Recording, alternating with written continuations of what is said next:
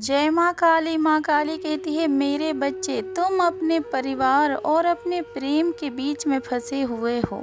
तुम्हें दोनों में से किसी एक को चुनना है, परंतु तुम्हारे लिए तो दोनों बराबर है और दोनों ही जरूरी है। तुम्हारे जीवन में दोनों के सपोर्ट के तुम्हें आवश्यकता है मेरे बच्चे।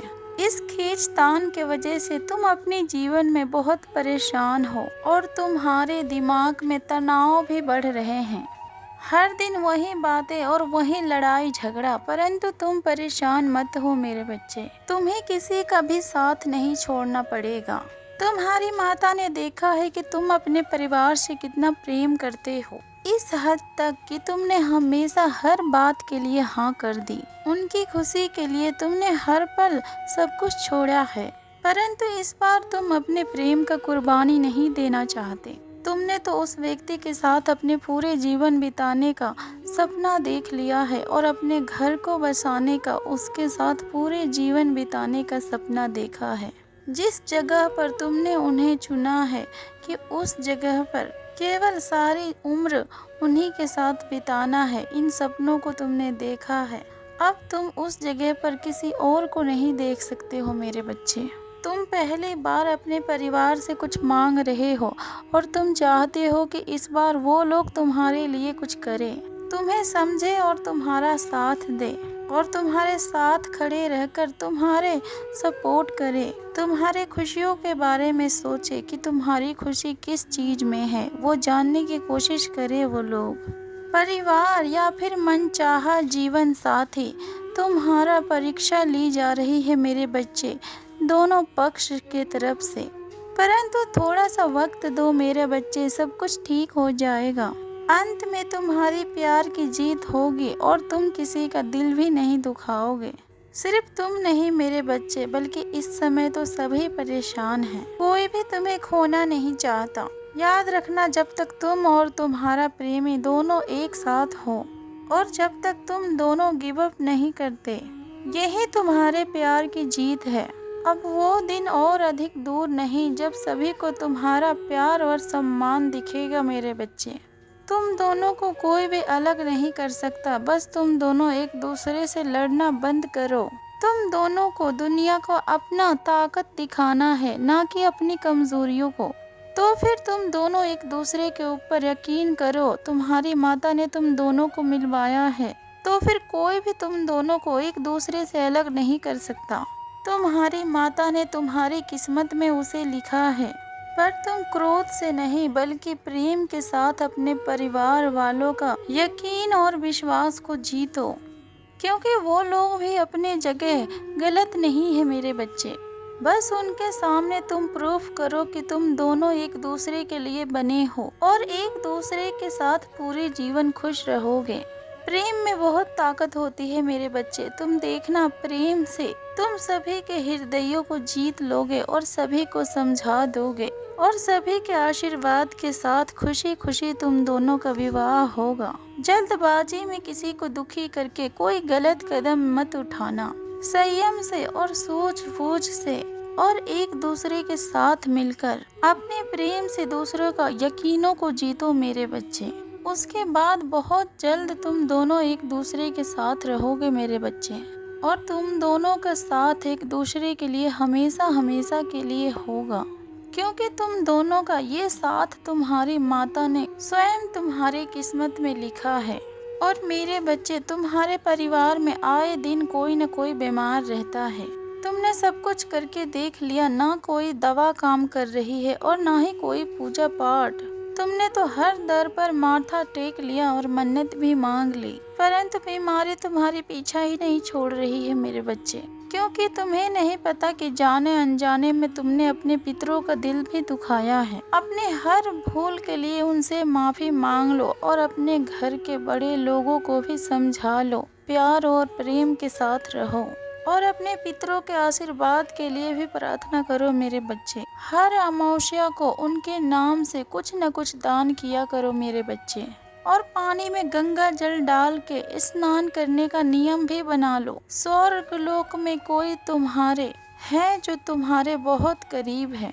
जितना तुम अपने बड़ों को याद करते हो, तुम्हारे बड़े भी तुम्हें उतना ही याद करते हैं, चाहे फिर वो तुम्हारे घर के हो या फिर पितृ हो। तुम्हें अपने पितरों के लिए पूजा पाठ कराने की भी आवश्यकता है मेरे बच्चे, जिसके कारण तुम्हारे पितरों को मोक्ष मिले और वो हर समय तुम्हारी रक्षा करे और वो लोग तुमसे खुश होकर तुम्हारे परिवार को, तुम्हारे घर को हर बुरी नज़र और हर बुरी शक्ति से बचा के रखे और हर संकट आने से पहले तुम्हारे घर में वो तुम्हें सूचना दे दे।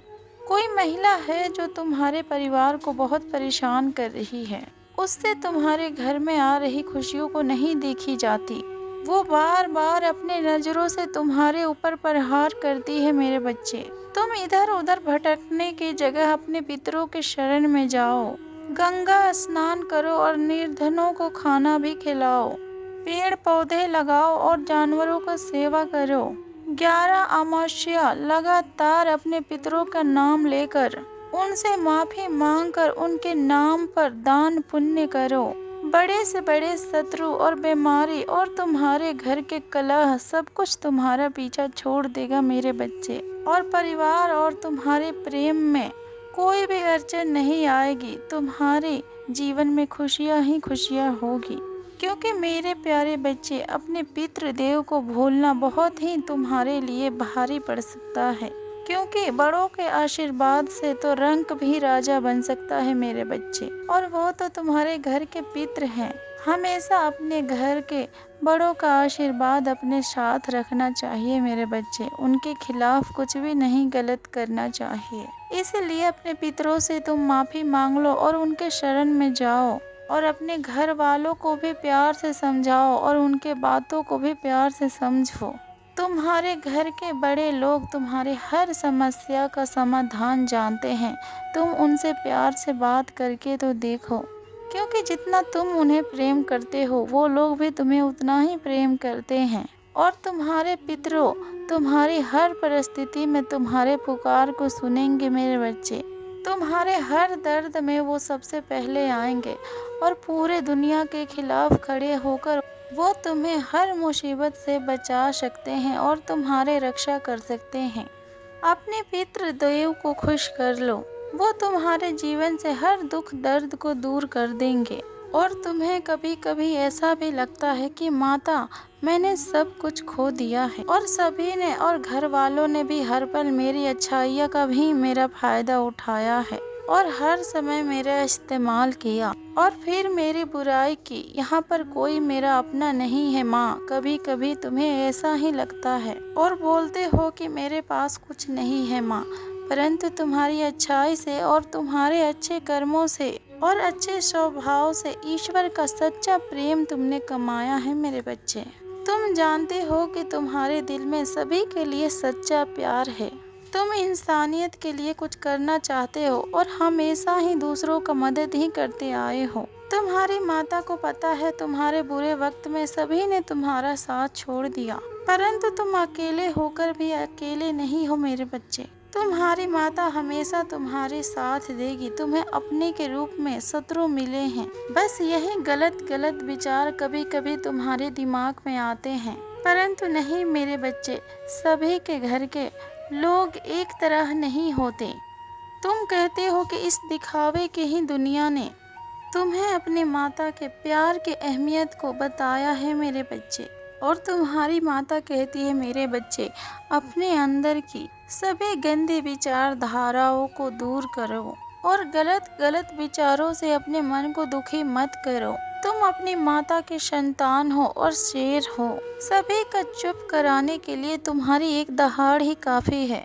तुम्हारी माता को पता है कि इस समय तुम बहुत दुखी हो और बहुत दुखी परिस्थितियों से गुजर रहे हो, क्योंकि तुमने सभी को समझा कर देख लिया और तुम परेशान हो चुके हो और बस तुम्हें अब अपनी माँ के ऊपर भरोसा है और अपनी माँ के बातों का और अपनी माँ के न्याय के ऊपर विश्वास है, और तुम्हें इंतजार है कि कब तुम्हारी माता न्याय करेगी। परंतु तुम्हारा ये इंतजार अब खत्म हुआ मेरे बच्चे।